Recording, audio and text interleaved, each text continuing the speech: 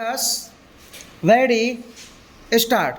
I am extremely happy to be here with all of you at the International Day of the Disabled Persons.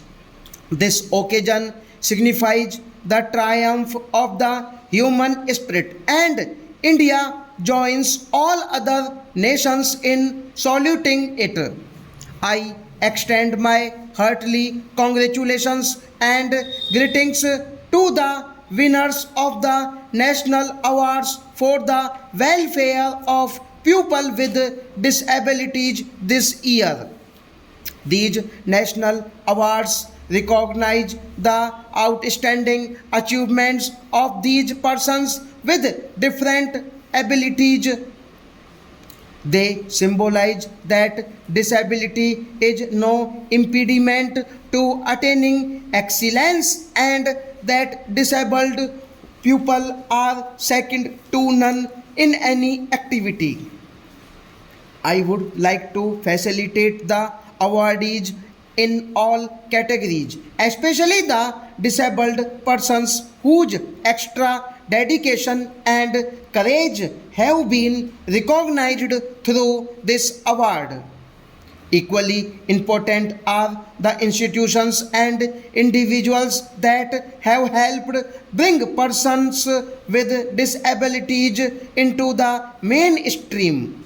I am pleased to see in this hall so many award winners and other dedicated persons who are themselves disabled or working for the cause of the disabled. Each of them has carved a place for themselves in their respective fields. India's history has had many people with outstanding abilities who transcended their physical limitations. The philosophy of sage Ashtavakra, the bravery of Rana Sangha, the poetry of Surdas are a cherished part of our heritage. Such people have been the torch barriers of our society, shedding light and bringing hope and courage to millions of people today too. There are many talented persons in music, dance, painting, literature who have surmounted physical challenges to achieve their goal. For example, the artists so dedicatedly paint using only their foot and mouth and create such wondrous pictures. Ved Mehta, one of our foremost writers, cannot see.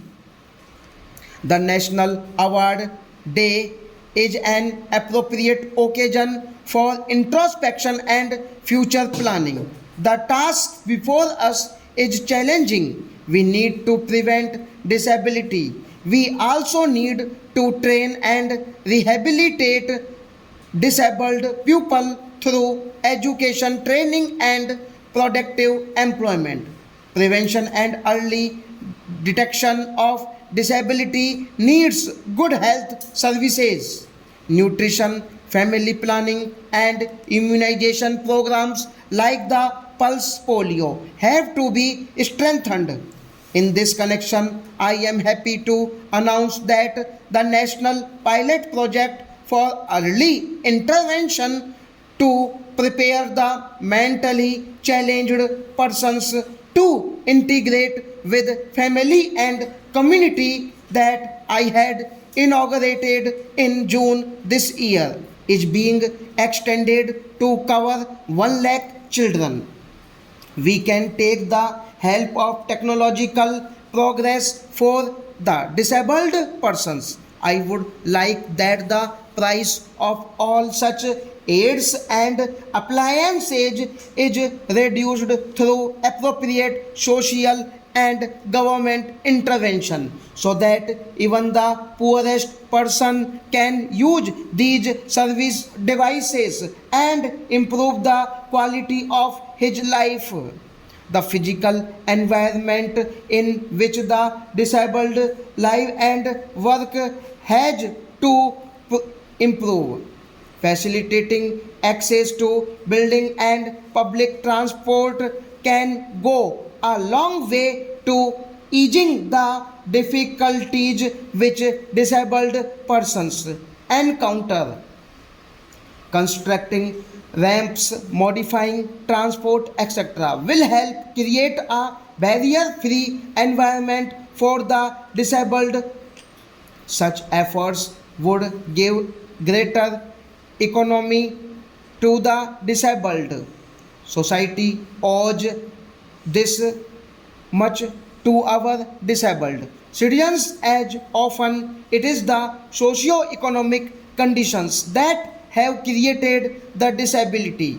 We must use the many scientists, engineers, and technicians both in the government and in the private sector to research and development techniques and products that will benefit the disabled. The social sector has so far been the responsibility of the government.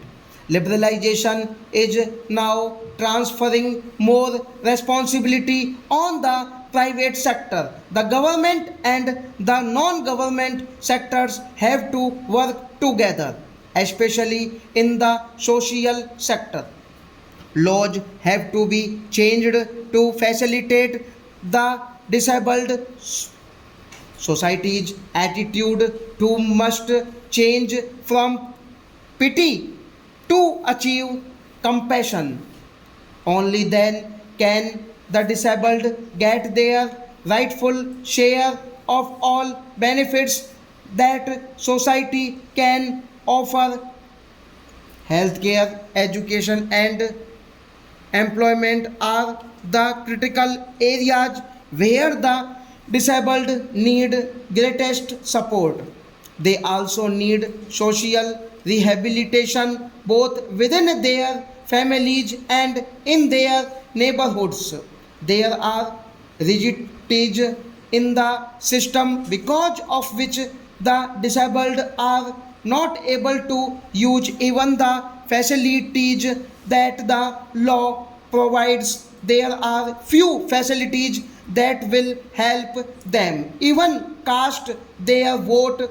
These legal, administrative, and physical barriers must be removed. The government, NGOs, and professionals have to get together and identifying how to provide these critical services to the disabled, especially for disabled women in rural and far-flung areas who are the worst sufferers.